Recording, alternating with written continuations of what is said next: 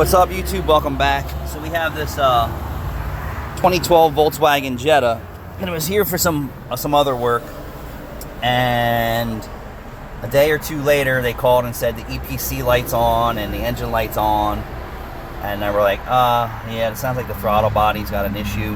He Googled it himself and said, hey, yeah, you know, it's not your fault. It seems like it's coming from the throttle body. We were working on that area.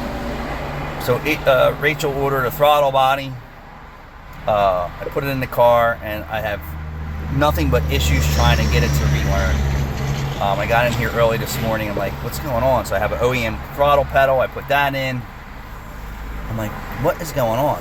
This thing keeps throwing code after code that the throttle body is not initiated.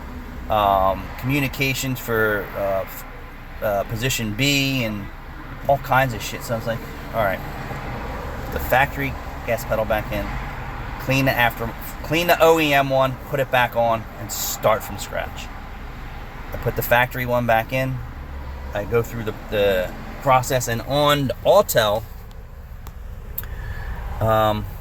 you have to go to guided functions for throttle body relearn. So let this thing load up. So adaptive throttle valve. As soon as I went through the procedures there, boom. The EPC light went out, but I still had an engine light when it said engine light initiated for some reason or another, and it just boggles my mind. So then I did a hard reset on the ECM, pulled the battery cables off, touched them together, and then now that code's not there. But we need to make a road test still to make sure that everything's okay. Here again, aftermarket throttle body.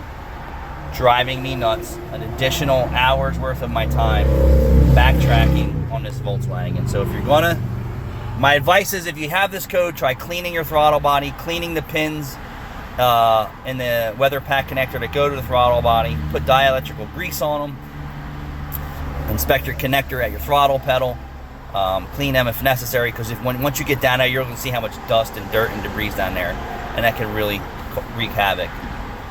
And then you may not have to go through a throttle relearn by you just cleaning the throttle body. But then if you go, it couldn't hurt to do it anyway. But if you don't have a scan tool, you're not going to be able to do it.